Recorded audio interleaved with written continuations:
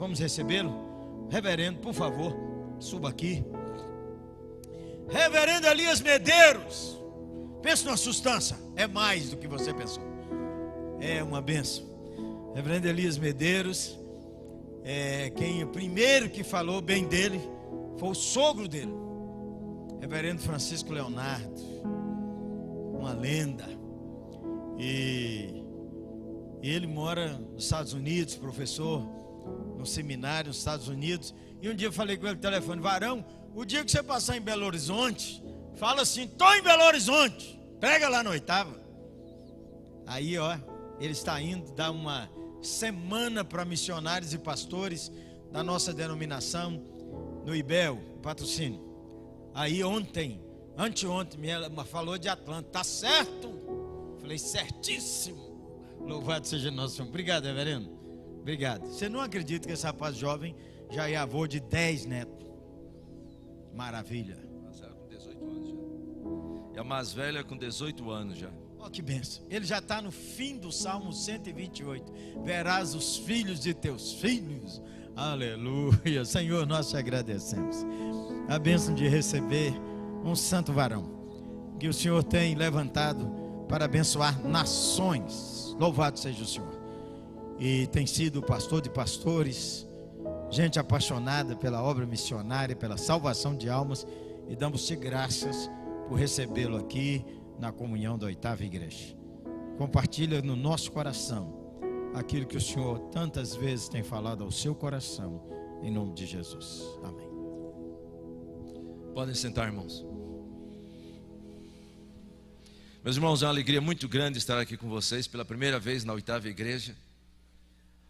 Eu sei que minha esposa, pastor Francisco, a senhora está dormindo porque é madrugada lá na Holanda, mas ele está orando por esse encontro aqui. Falei com ele antes de viajar dos Estados Unidos, terça-feira, e ele disse: manda um abraço para o Jeremias. Então, eu gostaria, e a minha alegria também muito grande é que hoje eu sei que vocês celebram aqui o culto da família, não é isso? O culto da família. E eu gostaria de, nesta noite, compartilhar com os queridos irmãos da maior alegria que um pai, uma mãe, um avô, uma avó, um bisavó, crente pode experimentar na vida. E essa vai ser parte da minha introdução, porque nós vamos estudar 1 Pedro hoje à noite, mas vocês não precisam em 1 Pedro agora. Mas eu queria que os irmãos abrissem a palavra de Deus na terceira carta de João. Na terceira carta de João.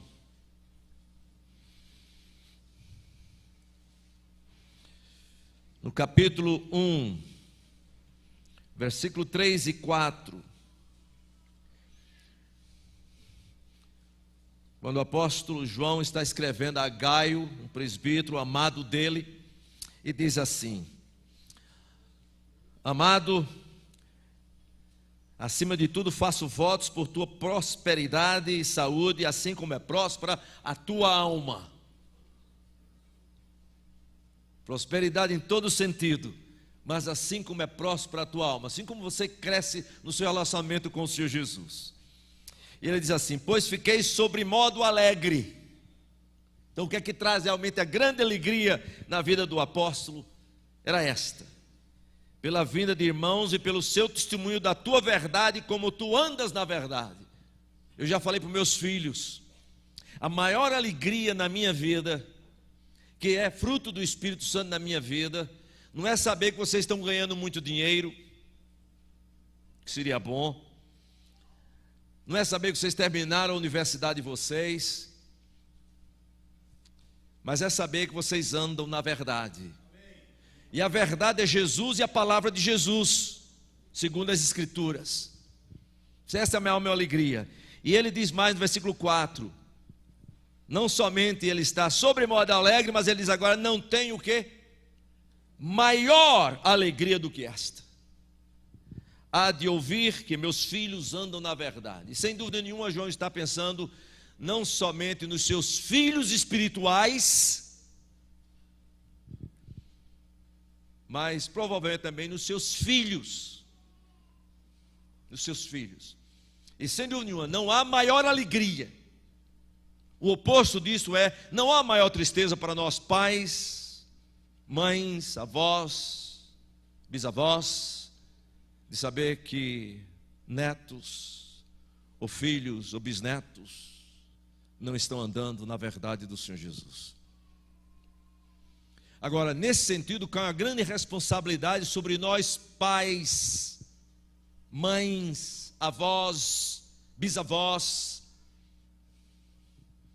que é a responsabilidade que Deus deu a cada um de nós, de sermos em nosso lar reis e rainhas. Pais são reis e rainhas, tem o papel de rei e de rainha na administração do lar. Segundo a Escritura Sagrada, pai e mãe têm também o papel de profeta nos seus lares, que é de ensinar a palavra do Senhor aos seus filhos. Esse é um ensino tanto no Velho como no Novo Testamento. E os pais também têm o papel de sacerdotes, que é o papel de interceder diante de Deus pelos seus filhos, seus netos, seus bisnetos, bisnetas. E eu queria só que os irmãos se convencessem disso, pelo que eu vou ler aqui.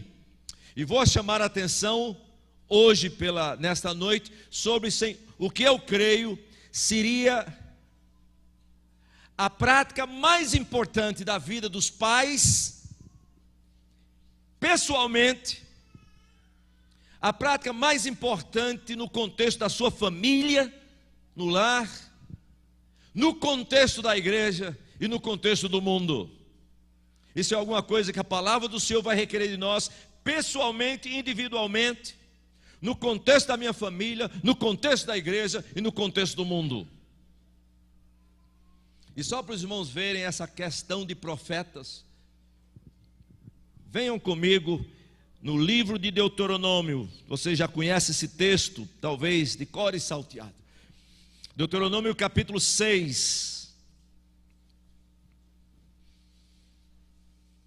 Moisés está do lado leste do Jordão, não vai atravessar, e todo o livro de Deuteronômio, que é a repetição da lei, foi uma exposição de Moisés repetindo e relembrando tudo o que aconteceu com eles por 40 anos de ministério. E uma das coisas que Moisés vai chamar a atenção no livro de Deuteronômio é a repetição. O nome repetição de lei é uma coisa muito importante aqui para esse livro, porque é a repetição dos ensinos do Senhor, dos ensinos do Senhor. E ele diz assim, versículo 3: ouve, pois, ó Israel. Aqui é para todo o povo de Deus. Todo o povo de Deus, ouve e atenta em os cumprires, ou seja, os estatutos, os caminhos do Senhor.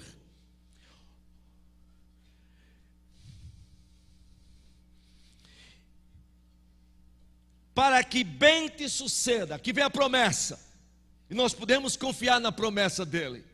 Para que bem te suceda, e muito te multipliques na terra que manda leite e mel, como te disse o Senhor teu Deus e teus pais. Deus falou, Deus escreveu.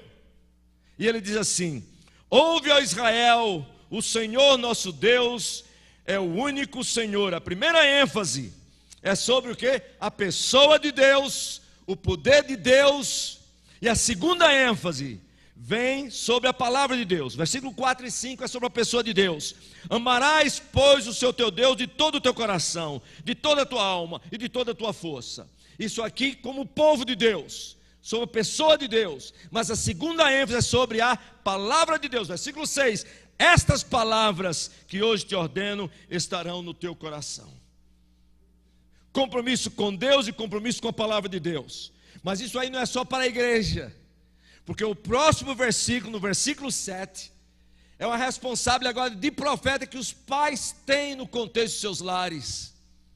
Veja o que é que ele diz agora para os pais: e tu, estas palavras que hoje te ordeno, estarão no teu coração, tu as inculcarás a teus filhos, e delas falarás, assentado em tua casa, e andando pelo caminho, ao deitar-te e ao levantar-te. Em outras palavras, saturem a sua casa com a palavra do Senhor. Individualmente, se implica aqui que esses pais conheciam a palavra do Senhor, porque para inculcar a palavra do Senhor no coração e na mente de qualquer pessoa, requer que aquela pessoa que vai fazer esse trabalho conheça a palavra do Senhor e ame o Senhor. Mas isso aqui não é só do Velho Testamento. Se vocês forem comigo até Efésios capítulo 6, o apóstolo Paulo tem a mesma ênfase para com os pais. Versículo 4: e vós, pais, não provoquei vossos filhos a ira, mas o quê? Criai-os na disciplina e na admoestação do Senhor. Esse é o papel de profeta dos pais e das mães. No livro de Provérbios, isso aqui está lotado de ensinamento. A palavra de Deus diz: treina a criança no caminho que deve andar, e ainda quando for velha. E quando a Bíblia diz treina a criança, está significando não somente ao ensino informal, mas eles querem que os pais informem as crianças. Isso é alguma coisa que as crianças têm que ouvir, que é a palavra do Senhor. Que os pais também sejam exemplo para as crianças. Treinar a criança significa não somente trazer informação da Escritura, eles têm que ouvir a Escritura, mas eles têm que ver as Escrituras nas suas vidas, e têm que sentir as Escrituras. E se essas crianças ouvem, veem nas suas vidas, e sentem pelo poder do Espírito Santo, e obedecem segundo a palavra do Senhor, essa promessa vai ser cumprida. Por isso, quando chega nos primeiros capítulos de Provérbios, diz assim: filho meu, ouve a instrução do teu pai, não esqueça do ensino da tua mãe. Em outras palavras, pais, a sua responsabilidade é esta: treiná-los no caminho que deve escolher. Filhos, a responsabilidade qual é? Ouvir e obedecer. Pais ensinam, filhos obedecem, a promessa se cumpre. Responsabilidade sob a soberania do Senhor. Portanto, nesta noite, se alguém me perguntasse qual seria a maior e uma das mais abençoadoras práticas da vida dos pais e no contexto da família, não somente da igreja, mas individualmente no contexto da família, eu diria isto: que os irmãos, eu oro que cada um de vocês nos seus lares, a palavra de Deus escrita é central. É central. E eu gostaria de nesta noite estudar com os queridos irmãos o que o apóstolo Pedro ensina para a igreja, que não é somente para ser exercida a nível da igreja, mas a nível de família e a nível individual. Você sempre vai encontrar esses três níveis, pelo menos esses três níveis na palavra do Senhor. Quando Atos capítulo 2, versículo 40, os irmãos não precisam ir lá, 42, falam sobre as marcas da igreja. Uma das primeiras marcas é que elas permaneciam o quê? Na doutrina dos apóstolos. Em outras palavras, eles ouviam Deus todos os dias. Ouviam Deus todos os dias. Todos os dias.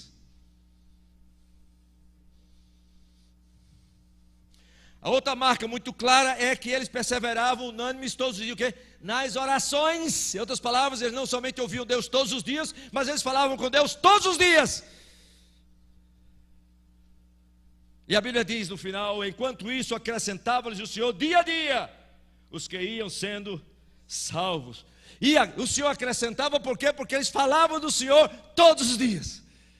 Ouviam do Senhor, falavam com o Senhor e falavam sobre o Senhor, nesta ordem.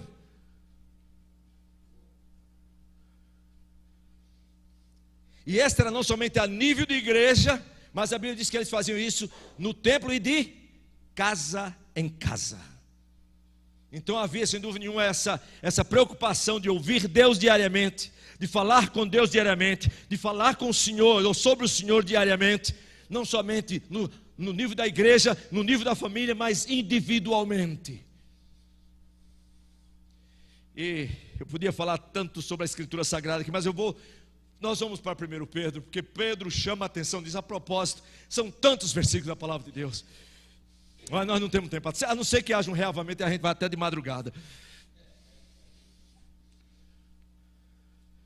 Mas você lembra João 15, quando o apóstolo, João 17, João 15, 14, Quando o Senhor fala sobre aquela figura de que meu pai é o agricultor, eu sou a vinha.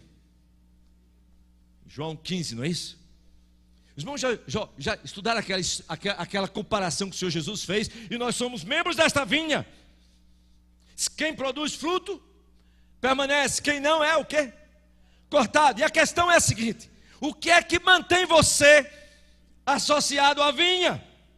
O que é que mantém você produzindo fruto? Só continue lendo o capítulo 15 de João, e Jesus vai dizer o seguinte: que a seiva que faz você permanecer na vinha e produzir fruto é a palavra de Deus. Se a minha palavra permanecer em vós, vós permanecereis e produzireis muito fruto. É a palavra do Senhor, não tem outro segredo. É a palavra do Senhor. E do Velho Testamento ao Novo Testamento existe esta ênfase. Graças a Deus, quando eu abro essa escritura, que eu sei que a palavra de Deus é escrita, a única inspirada por Deus e dada a nós. Vamos então para 1 Pedro. 1 Pedro capítulo 1. O apóstolo Pedro está escrevendo para várias igrejas. E não eram somente igrejas locais, eram igrejas em regiões. Em regiões onde o apóstolo Paulo também plantou a igreja e conhecia os escritos do apóstolo Paulo. Irmãos estavam sob perseguição, muitos deles. E o apóstolo Pedro, logo no capítulo 1, ele começa a dar uma ênfase para os irmãos não esquecerem nunca disso. Ele quer que os irmãos não se esqueçam em todas as circunstâncias da sua vida sobre a centralidade desta palavra de Deus na vida deles. E para pais e mães, a minha atenção hoje vai ser esta: irmãos, escutem do apóstolo Pedro sobre a centralidade, a indispensabilidade da palavra do Senhor na sua vida, para a vida dos seus filhos, na vida da igreja e no nosso ministério neste mundo de Deus, do outro lado da rua como do outro lado do mundo. Deixe-me ler para vocês 1 Pedro capítulo 1, versículo 22. E o jeito que o apóstolo Pedro, eu não tenho tempo de explicar tudo isso, vou só para o capítulo, depois vou só ficar em capítulo 2, versículos 2 e 3, mas eu vou ler a partir do versículo 22. 1:22. Os irmãos estão com a palavra, vamos ouvir a palavra de Deus inspirada, infalível, inerrante, invencível, suficiente e eficiente.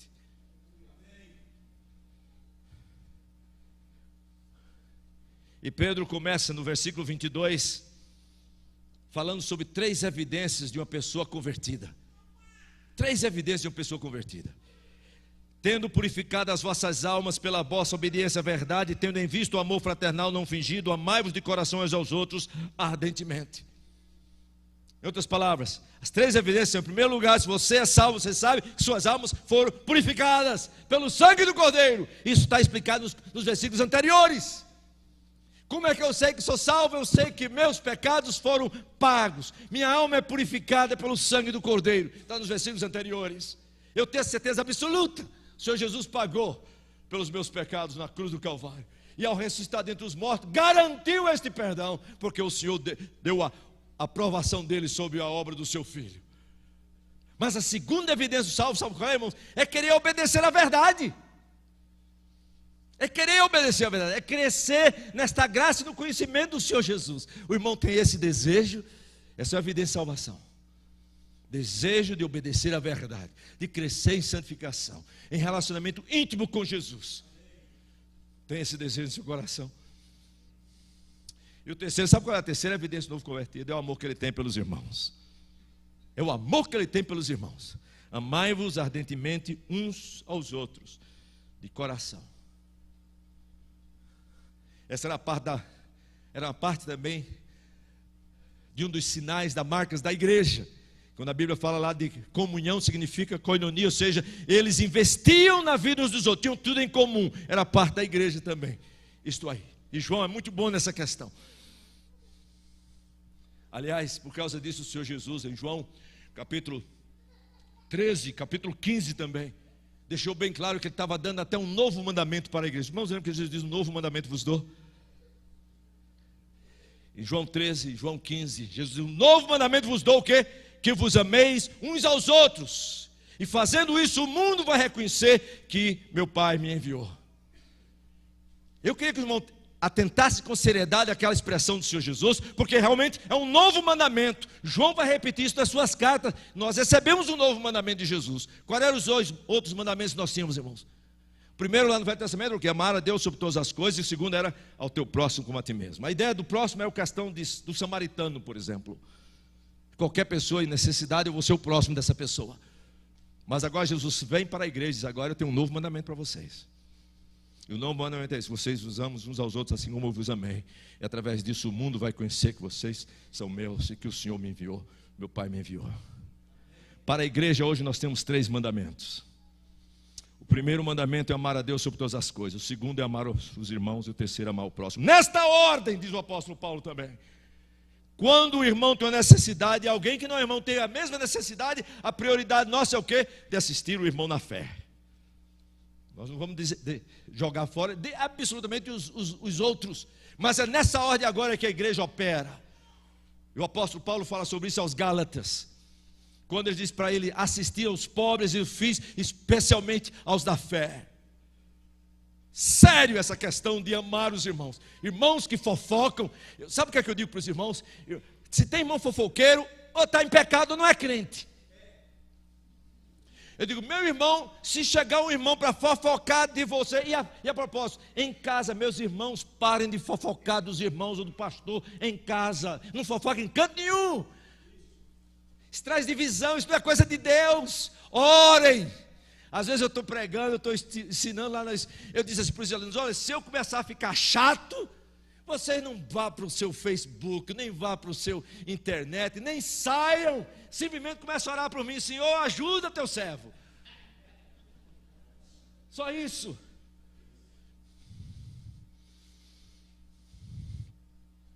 Essa questão de amar.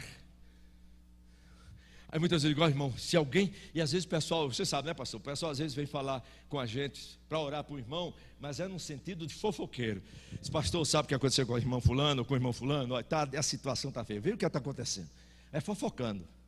Não é aquele, ele usa a oração para fofocar. Digo: meu irmão, se algum irmão uma vez chegar para falar dessa maneira para você, você fala o seguinte: evangelize o irmão não está crente não. Se vem fofocar de outro, evangelize esse irmão ou essa irmã. A palavra de Deus fala sobre isso, especialmente na sua casa, meu irmão, como pai, como mãe. Amor ao Senhor, amor ao povo de Deus, amor à palavra de Deus.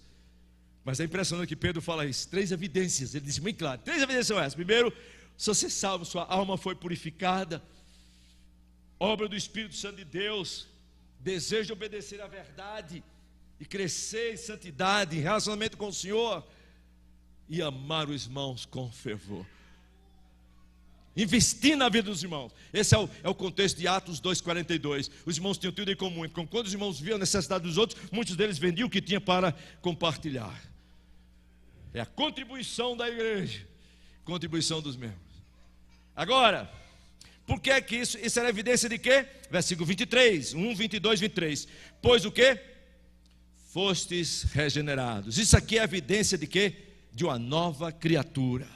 Agora, qual é o meio que Deus usou para essa regeneração e para esses frutos? Qual é o meio? Fosse regenerados o quê? Mediante, não da semente corruptível, mas da incorruptível, mediante o quê? A palavra de Deus, a qual vive e é permanente. A palavra de Deus, diz Tiago, tem esse poder para implantar e começar uma nova vida, que vai manifestar esses frutos. Essa é a centralidade da palavra de Deus na nossa conversão. Mas Pedro vai dizer para a igreja, e eu quero dizer especialmente para a família, a centralidade da palavra de Deus não somente na conversão, mas no crescimento desta conversão. E eu gostaria de chamar a atenção para os irmãos. Veja o que é que ele diz, versículo 24: pois toda a carne é como a erva, e toda a sua glória é como a flor da erva. Seca-se a erva e cai a sua flor. Isso é um texto do Velho Testamento. Todos nós somos assim. Não adianta quantos títulos acadêmicos você tem, quanto dinheiro você tem, você vai lembrar uma coisa: você é como a erva, e toda a sua glória é como a flor da erva.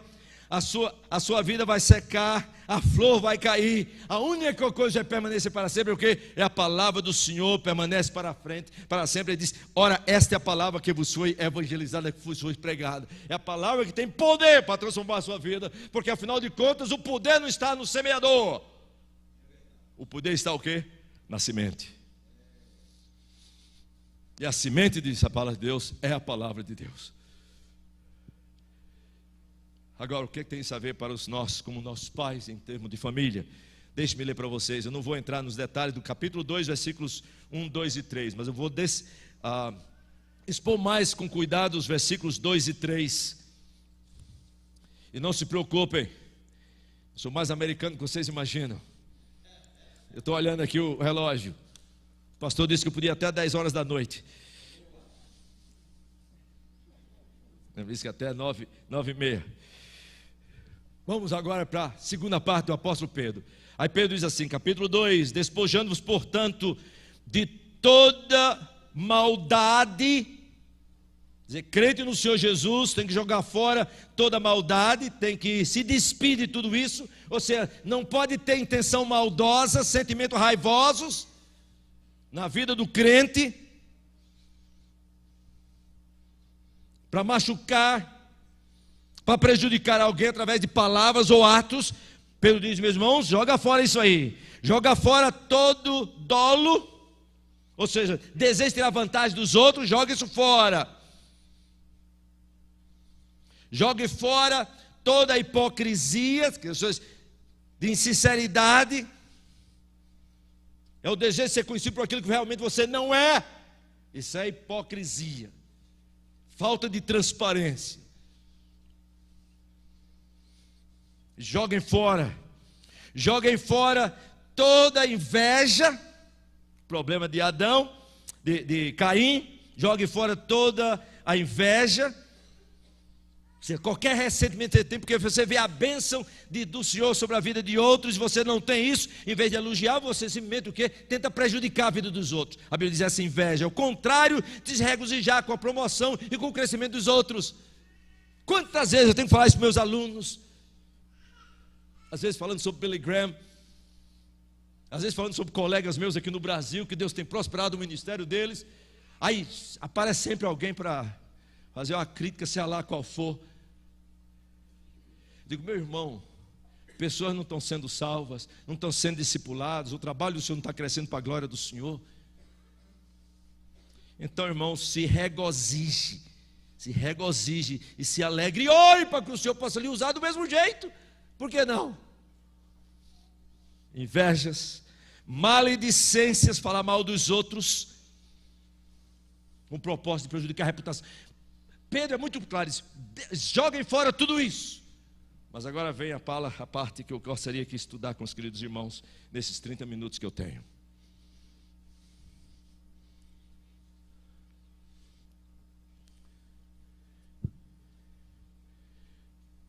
Eu diria para os pais, para as famílias aqui da igreja, se os irmãos me perguntassem, pastor, qual seria 5 coisas ou 5 práticas que o Senhor gostaria de ver na vida de cada pai, de cada mãe, na vida de cada família e na vida da igreja em geral? Eu vou dizer para vocês, vou me dedicar a uma só. A primeira, eu já falei aqui, vou repetir. Primeira prática que eu gostaria de ver todo pai, toda mãe, todos os filhos, todas as famílias, todo membro da igreja fazendo é ouvindo Deus todos os dias. O que significa lendo e meditando na palavra do Senhor todos os dias. É assim que a gente ouve Deus. É impressionante que Deuteronômio, toda vez que fala sobre a palavra de Deus, manda para o povo de Israel o quê? Ouve Israel, que a palavra está escrita. Assim, como é que ouve? Deus já escreveu. Quando você lê a palavra, você ouve Deus. E sempre eu oro, e oro também, irmãos, que os irmãos não somente possam ouvir a palavra, ou possam não somente ler a palavra, mas que os irmãos possam ouvir Deus, e possam sentir a palavra de Deus. Sentir Deus, não tenho problemas nenhum com essa questão de emoção. Eu quero ouvir Deus, eu quero ver Deus na sua palavra, eu quero sentir Deus. Isso vem através da meditação séria e diária da palavra de Deus. A segunda prática que eu oro, que os irmãos têm, já falei aqui, é a prática de falar com Deus. Isso é oração. E não é somente falar com Deus. Quando você ora, irmãos, você sabe que Deus sempre está presente. Mas quando você chega para orar, você tira um tempo para orar e vive em oração durante o dia. Quando você tem um tempo para orar, você tem que lembrar isso. Não somente você sabe que você vive sempre na presença de Deus, mas você sabe que agora você entra no trono de Deus pela porta que o Senhor Jesus abriu. Eu entro na presença do Senhor. Orar é entrar na presença de Deus, no trono de Deus, no Santo dos Santos, para falar com o Santo Deus. Eu espero que os irmãos possam ver isso. O Senhor Jesus muito disse: quando você for orar, faz o que, irmãos? Entra no teu quarto, fecha a porta, e teu pai o que? Que vem em secreto, te recompensará. Então não é só falar com Deus, tem todo esse ambiente aqui, é saber que eu estou agora entrando, sei que sempre estou na presença de Deus, mas agora, conscientemente, eu entro na presença de Deus, no Santo dos Santos, para falar com Ele. E que não seja só uma prática de separar tempo para isso, mas eu oro que os irmãos tenham essa prática diária de orar, constantemente. Eu vou dizer para vocês, para os irmãos, vai tomar banho, mas eu vou tomar banho. Meu irmão, você liga o chuveiro, você vê se a água está quente. Não, meu irmão, olha, você começar a tomar banho. Senhor, Jesus derramou o seu sangue para perdoar os meus pecados. Se eu tenho pecado contra ti hoje, purifica-me, Senhor. A tua palavra diz que se eu confessar os meus pecados, tu és fiel e justo para me purificar de toda a minha injustiça. Diariamente. Encontra-se com alguém, irmãos, a primeira coisa, quando eu encontro com minha oração todos os dias é essa. Minha oração todos os dias: Senhor, dá-me a oportunidade de falar de Jesus para alguém hoje, seja lá onde eu estiver. Se for crente, para encorajá-lo; se não for crente, para falar do Senhor Jesus. E é impressionante. Então toda vez que eu me aproximo de pessoas, eu me aproximo intencionalmente em oração, quer eu esteja no avião ou não. Essa é a minha oração. E as oportunidades que Deus abre todos os dias é impressionante. Então essa é a segunda coisa, é pessoas que falam com Deus em secreto e durante o seu dia. E a outra, essas pessoas que começam a falar sobre Deus, sobre o Senhor Jesus. Espero que seja uma prática da sua família. Tem muitas histórias para contar, mas não tenho tempo aqui. E a outra, que os irmãos invistam os recursos que Deus lhe deu na obra do Senhor, para a glória do Senhor. Eu não dou para receber, eu dou porque recebi. E se Deus me der mais, é para o quê? Para eu investir mais na obra do Senhor, local e no mundo todo. O Senhor nos dá. Eu não dou, eu invisto na obra do Senhor. E não falta, irmãos. E a outra é que aqueles irmãos estavam diariamente o quê? No partir do pão, ou seja, em adoração juntos. A comunhão dos santos. O escritor aos Hebreus diz que sem aquela comunhão você não pode perseverar. Então a comunhão dos santos passa a ser um meio, segundo a palavra de Deus. João fala sobre isso, eu não tenho tempo porque não é a parte da minha mensagem, é só uma nota de rodapé. Mas segundo o apóstolo João, segundo o escritor aos Hebreus, e o próprio apóstolo Paulo, quando escreve aos Romanos, diz que ele quer estar com eles para estimular uns aos outros, para que eles cresçam. E o escritor aos Hebreus deixa bem claro que sem esta comunhão dos santos, diária, visível, palpável, o santo não pode perseverar. Então eu creio na perseverança dos santos. É o meio de graça, sem dúvida nenhuma, é só pela graça. Mas a Bíblia diz que o meio de graça que Deus determinou para que nós perseveremos seria a comunhão dos santos. Fora da comunhão dos santos não existe perseverança de santos. E o apóstolo João diz: alguns deles saíram do nosso meio porque não eram dos nossos. Se fossem os nossos, tinham permanecido. Então eu fico muito contente quando sei que tem cultos aqui toda noite. É isso mesmo, pastor? Toda noite tem cultos aqui, sem contar os cultos nos lares. Mas essas são as 5 coisas. Mas eu quero chamar por uma coisa aqui, que é do apóstolo Pedro agora, sobre essa questão de ouvir Deus diariamente. Então venha comigo agora, irmão, sobre o que o apóstolo Pedro agora está falando para nós. Capítulo 2, versículo 2.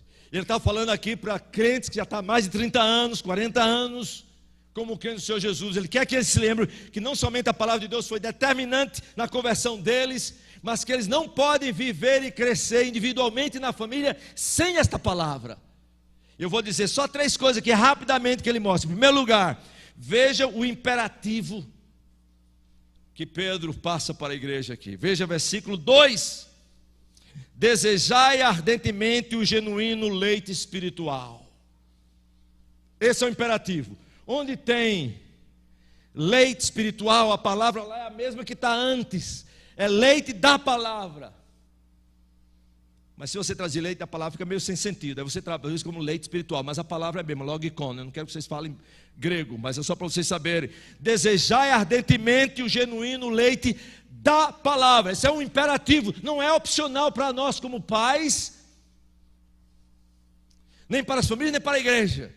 É uma ordem de Pedro.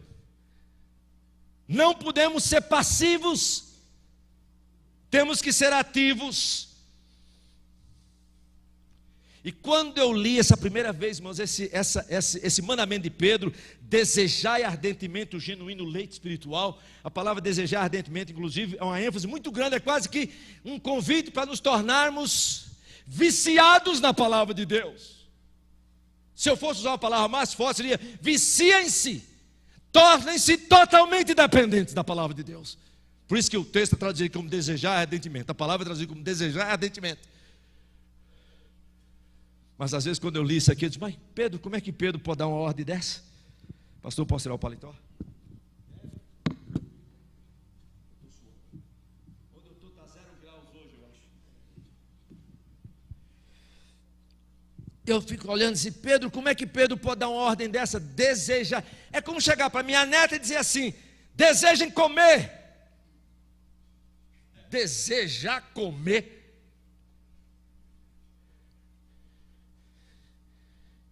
Irmãos, é um mandamento de Deus. A propósito, quando você está sadio, você gosta de uma comida, irmãos, você tem desejo de comer, não precisa nem dar ordem, não é? Por exemplo, lá onde eu moro não tem churrascaria brasileira. Então às vezes quando eu vim para o Brasil eu agarraparei, porque teve um tempo que eu vivia para comer, agora eu como para viver. Mas quando eu chegava aqui no Brasil, irmãos, quando eu passava às vezes alguns meses ou um mês, sei lá, sem comer picanha, aí eu chegava aqui no Brasil, chegava na minha casa lá em uma pessoa, de manhã eu não tomava café, minha mãe não vai tomar café, eu disse não, por quê? Hoje à noite eu vou para a churrascaria. O almoço, não vai almoçar não, hoje à noite eu estava, irmão, desejoso de sentar na coisa, para comer picanha. Desejo. Agora, meus irmãos, há momentos na vida que nós não sentimos desejo de nos alimentar. Eu já passei por esse momento. Você está doente, está fraco, vê cheirar comida dá até náusea. Mas eu sei que tem que comer. Agora o desejar se torna o quê? Um mandamento. E muitas vezes dizem, ó Senhor, dá-me esse desejo. Eu tenho que comer, por quê? Porque eu tenho que restituir o quê? Trazer de volta o quê? A minha saúde. Irmãos, escuta o que o apóstolo Paulo escreve em Filipenses capítulo 2, versículo 12 e 13. Desejai ardentemente o genuíno leite da palavra. É um mandamento de Deus, não pode ser opcional. Se você não tem esse desejo, se você não acorda com aquele desejo de abrir a Bíblia para se alimentar, para ouvir o Senhor, irmãos, comecem. Olha ao Senhor que restitui esse desejo e comecem, porque Ele vai se revelar a você. Olha o que o apóstolo Paulo diz assim, Filipenses 2,12: assim pois, amados meus, como sempre obedeceste, não só na minha presença, porém muito mais agora na minha ausência, desenvolvei a vossa salvação com temor e tremor. Trabalhe na salvação de vocês. Vocês são salvos, mas vocês precisam crescer nessa salvação.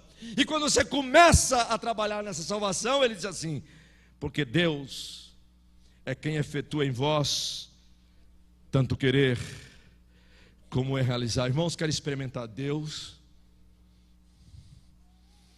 Comece a obedecer a palavra do Senhor. Os irmãos querem orar segundo a vontade de Deus, orem segundo a palavra de Deus. O Senhor Jesus em João 14 diz: quem me ama o quê? Guarda os meus. Não é guardar para amar. Quem me ama guarda os meus mandamentos. E diz mais uma coisa: e meu Pai o amará, e viremos para ele, nos o quê? Manifestaremos a ele. Os irmãos estão procurando experiências sérias e reais com o Senhor Jesus. O Senhor Jesus, quem ama a minha palavra, crê na minha palavra, obedece a minha palavra, eu me manifestarei a ele. O Senhor é real e ele se manifesta mesmo. Eu digo para meus estudantes, e alguns já disseram que eu era pentecostal, viu? Eu tive até de ser pentecostal. Eu digo, porque eu digo para os meus irmãos, há mais coisas para serem experimentadas em nosso relacionamento com o Senhor Jesus do que nós nem imaginamos. É só se aproximar mais dele e da palavra dele, e nós vamos começar a ouvir e ver e sentir coisas que é difícil para os outros entenderem, porque Deus é quem efetua em vós tanto o querer como o realizar. Então quando você começa a desejar e começa a fazer, aí você começa a ver que Deus está o quê? Operando em você. Essa é a maneira de sentir Deus operando em você. Desejai ardentemente o genuíno leite da palavra, porque essa palavra realmente alimenta. Essa palavra tem promessas. Meus irmãos, eu fico impressionado como é que Deus chega para mim e diz: Elias, deseja a minha palavra. Aqui está a minha palavra, deseja a minha palavra. Agora os irmãos querem ver as promessas que Deus dá? Os irmãos querem ver as promessas que Deus dá? Eu podia começar lá. Qual foi um dos problemas, irmãos? Um dos problemas de Adão e Eva no jardim do Éden foi o quê? De esquecer de ouvir Deus. Deus tinha falado para eles: desta árvore não comerás, porque do dia que delas comeres certamente morrerás. E quando você chega em Gênesis capítulo 1, a repetição, e Deus disse, a ênfase na pessoa de Deus, no poder de Deus, na palavra de Deus, olha lá, Deus disse. Quando chega em Gênesis capítulo 3, a serpente diz: é isso que Deus disse? E eles, em vez de ouvir a palavra de Deus, começaram a ouvir a serpente e a sua própria carne. Esqueceram de ouvir Deus. Vejam as promessas de Deus. Vem comigo, Salmo 19. Eu não tenho tempo de fazer exposição, mas vamos pensar, Salmo 1. Salmo 1 diz assim: bem-aventurado o homem ou a mulher, bem-aventurado o homem que não anda o quê? No conselho dos ímpios. Ou seja, há conselho de ímpios, irmão. Vocês encontram isso na internet, todos os dias na televisão. Mas você tem que conhecer o conselho de Deus. Não anda no conselho dos ímpios, não se detém no caminho dos pecadores. Observa as pessoas que vivem em rebeldia contra Deus, eles não querem imitar aquele tipo de vida. Jovens aqui, vocês estão pensando em Madonna, Britney Spears.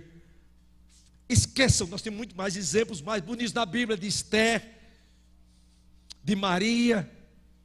Jovens, está pensando ser Justin Bieber ou Brad Pitt? Nós temos muito mais exemplos bonitos na Bíblia, irmão. Nós temos Josés da Bíblia, nós temos Daniéis da Bíblia.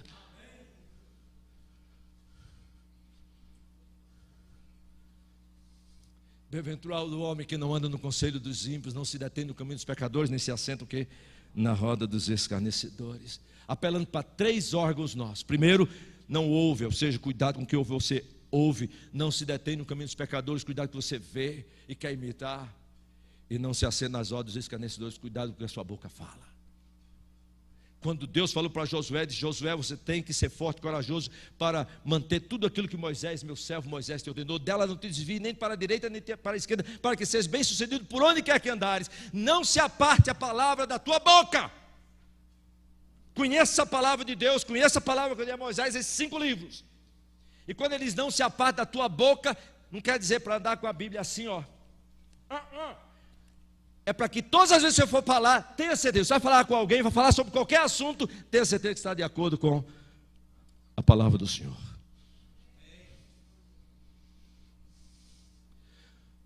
nem se assenta na roda dos escarnecedores. Antes o quê? É o seu prazer. Não é só obrigação, viu? É teu desejo.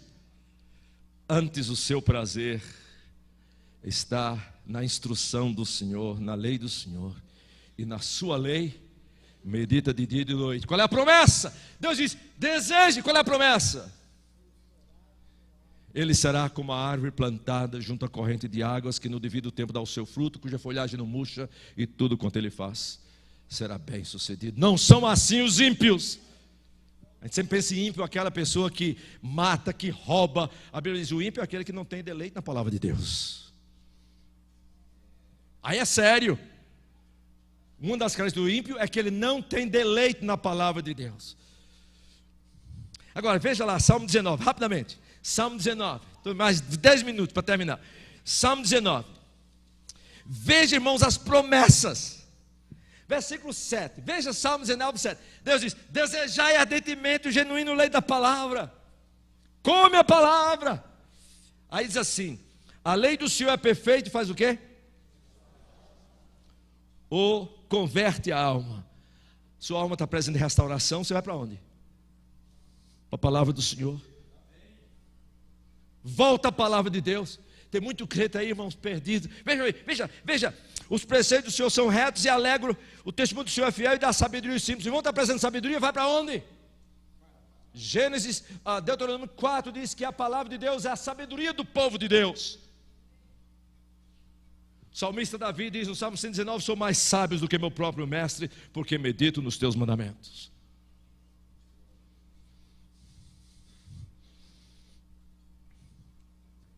Veja o versículo 8. Os preceitos do Senhor são retos e faz o que, irmãos? O coração do irmão está triste, sem alegria que é fruto do Espírito. A Bíblia diz o quê?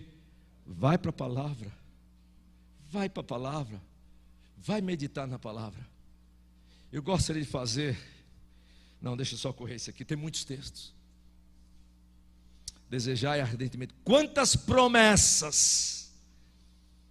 Agora, só para nós terminarmos esses 10 minutos que nós temos. Essa é a ordem do apóstolo Pedro. Desejai ardentemente o genuíno leite espiritual. Essa é uma ordem individualmente para nós, para os nós como pais e avós. Desejai a palavra do Senhor ardentemente. Ilustração, qual é a ilustração que ele diz? Como é que eu devo desejar a palavra de Deus? Como uma criança recém-nascida deseja o leite materno. Essa é a ilustração que Pedro está usando. Ele não está falando isso para novos convertidos, não. Ele está usando aqui uma ilustração.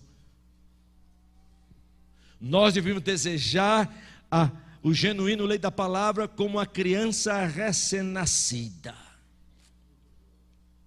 Ele não diz como uma criança, a palavra realmente é criança recém-nascida. Eu devia desejar essa palavra como uma criança recém-nascida deseja o leite materno. Deixa-me só dar uma ilustração rapidamente aqui. Meu filho agora estou casado, bem casado, brasileiro com holandesa, por 42 anos. Acabamos de celebrar dia 28 de novembro, 42 anos. Casado e feliz. Eu não tenho dúvida nenhuma disso, irmão. Deus abençoa. Eu tenho amigos meus que Deus deu a graça dobrada. Não é? Perderam a esposa, Deus deu o quê? Uma outra joia para a vida deles. Eles sabem disso, tem uma bênção. Eu sempre oro e gosto de ouvir muito a história do reverendo Jeremias aqui. Tenho ouvido muitas vezes, irmão, como Deus guiou a vida desse irmão. Perdendo a esposa e Deus trazendo outra joia para a vida dele. No Senhor, casou no Senhor. Pedro usa a palavra recém-nascidos. Nosso primeiro filho nasceu, ele agora está com 41 anos, nasceu em Manaus. Nasceu às 3:30 da manhã. Nós saímos do hospital às 6 horas da tarde. Então ele nasceu 3:30 da manhã, pense bem. Deram comida para ele. Quando eu cheguei na casa de um médico amigo nosso, lá em Manaus, que a gente ficou na casa dele, 7 horas mais ou menos da noite, 8 horas, eles tinham preparado uma janta para a gente. Eu cansado, a minha esposa cansada. O neném nasceu 3:30 da manhã, são 8 horas da noite, meu irmão. A gente não dormiu desde 3:30 da manhã. O moleque dormiu o tempo todo. E quando precisava de comida, davam para ele lá no hospital. Chega aqui, meu irmão, terminamos de comer, disse, agora nós vamos dormir. Eu lembro, botei o pequenininho, estava dormindo, botei lá, irmão, no berço, minha esposa e eu. Quando, isso era mais ou menos 8, 9 horas da noite, irmãos. Quando nós estávamos começando a pegar no sono, um molequinho nasceu 3h30 da manhã, são 9 horas da noite do mesmo dia. Quando eu estou pegando no sono, irmão, o molequinho começa a chorar e chorar alto. E eu disse, pronto, está doente. A minha esposa, não, está com fome. Eu fui lá, peguei, troquei a fralda dele para minha esposa. E o moleque chorava, irmão, enquanto eu trocava a fralda, eu chorava e chorava, não parava. Quando eu dei para minha esposa, ele começou a se amamentar. Passou um tempinho, ele começou o quê? A dormir. A minha esposa batia nele para mamar mais. Aí depois que terminou, troquei novamente a fralda, botei ele de volta, dormindo, irmão. Aí eu olhei para ele, pai de primeira viagem, disse assim para ele, filho, você nasceu às 3h30 da manhã. São mais ou menos 9h30 da noite. Pai e mãe estão muito cansados. Você acabou de comer. Eu vou lhe ver amanhã de manhã, se Deus quiser. Meu irmão, 9 horas da noite, meia-noite, 3 horas da manhã. E eu descobri que criança recém-nascida quer comer pelo menos de 3 em 3 horas, e às vezes de hora em hora. Os irmãos entenderam a ilustração de Pedro? Desejai a palavra de Deus como uma criança recém-nascida. E quando eu fiquei pensando nisso, eu fiquei olhando 3 coisas imediatamente. Uma era a intensidade como ele queria esse leite, não parava de chorar.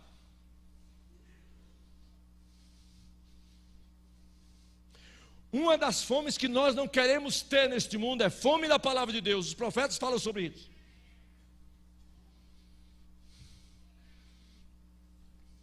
Intensidade, não parava de chorar. Segundo me impressionava era a frequência de 3 em 3 horas, de 2 em 2 horas. Não podia viver sem o leite. Mas a terceira coisa que me impressionava, sabe o que era? Era a paz que vinha e a tranquilidade depois de ser amamentado.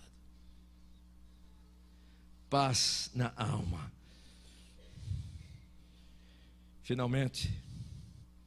Agora, para que, irmãos, tudo isso? Para que a palavra? Para que desejar a palavra como criança recém-nascido? Para que, irmãos? Qual é o objetivo final? Veja, para que por ele vos seja dado crescimento para a salvação. Se é que já tendes a experiência que o Senhor... Se vocês já foram salvos, quem quer crescer na graça da salvação, precisa da palavra de Deus. Em outras palavras, Deus quer que nós cresçamos. Negócio de dizer crente que diz, pastor, eu nasci assim, vou morrer assim. Isso é papo furado. Deus sabe que você nasceu assim, mas Deus sabe que não quer você morrer assim. Deus quer que você cresça. E Deus quer tanto que você cresça, que Ele deu os meios pelo qual nós podemos crescer. E esse meio é a palavra de Deus. Ele deu os meios de graça, a palavra do Senhor. Ouvir Deus. Pais, ouçam Deus. Primeiro lugar, para o seu próprio crescimento. Segundo lugar, para o crescimento dos seus filhos. Para o crescimento da igreja. E para o impacto da sua família e de sua igreja no mundo. Vou fazer uma pergunta aqui, vocês não precisam levantar a mão. Há pesquisas feitas hoje no mundo, irmãos, que descobriram. Eu tenho um amigo meu que foi presidente da Sociedade Bíblica Britânica, fez essa pesquisa nos anos 2010 e trouxe o resultado. Nos Estados Unidos, mais de 50% das pessoas que vão para a igreja raramente lê a Bíblia ou nunca, durante toda a vida delas.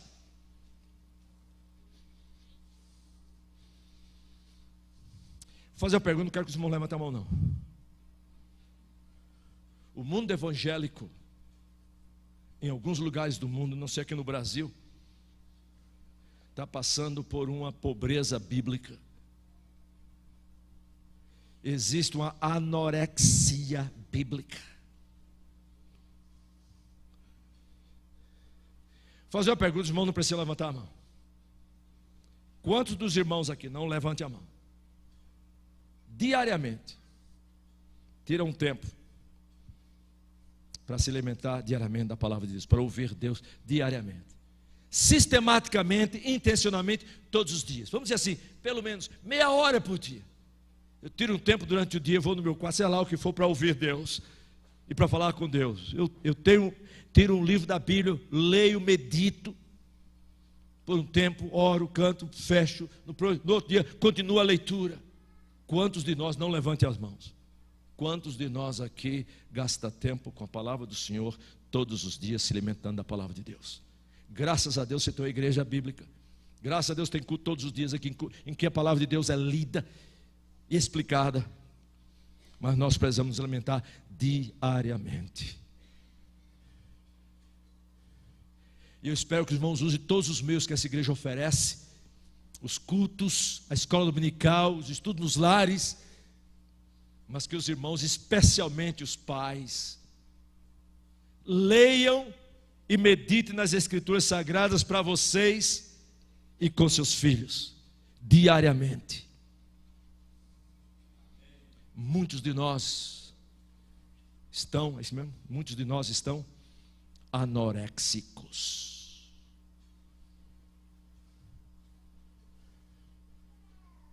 E perdendo todas as promessas do Senhor. Existe uma grande alegria. Deixa-me terminar só com uma palavra aqui para os irmãos. Um servo do Senhor, amigo nosso, disse uma vez, ele está certo, que a cada instante da nossa vida, todos os dias, nós operamos sob 2 pontos de vista, quase que constantemente. Tomamos decisões baseadas em 2 pontos de vista. Um é o humano, o outro é o divino, especialmente nós pais. O mais popular é o humano, o mais frutífero é o divino. Não saia da vossa palavra, não se aparte esta palavra da tua boca. Senhor, nós te agradecemos por esta oportunidade de estar com os queridos irmãos, estudando a tua palavra. Pedimos-te, ó Pai, em nome de Jesus, que o teu Espírito Santo, que habita em nós, em nosso meio, faça a tua palavra frutificar em nossos corações. E se há qualquer pessoa aqui que está desnutrida, sente-se com essa anorexia bíblica, pobreza bíblica, ó Senhor, reaviva esses queridos irmãos, para que eles possam tomar uma decisão. Senhor, eu quero desejar ardentemente o genuíno lei da palavra, como uma criança recém-nascida, para que eu continue crescendo nesta salvação em Cristo Jesus, e assim sendo a bênção para os meus filhos, para os membros da igreja e no mundo que o Senhor me deu, e onde quer que eu esteja. Ajuda-nos, Senhor, a crescer na graça e no conhecimento do Senhor. Eu sei, Senhor, que a maior necessidade dos meus filhos é de ouvir Deus. A maior necessidade das minhas netas e bisnetas é ouvir Deus. Nós te agradecemos pelo meio que o Senhor nos deu a sua palavra e todas estas promessas, que o teu povo aqui na 8ª igreja, individualmente, pessoalmente e diariamente, estejam gastando, investindo tempo para ouvirem Deus.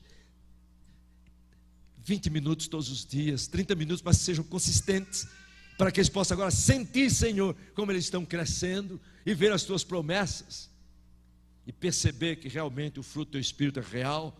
Haverá paz, haverá alegria e o amor do Senhor em nossas vidas.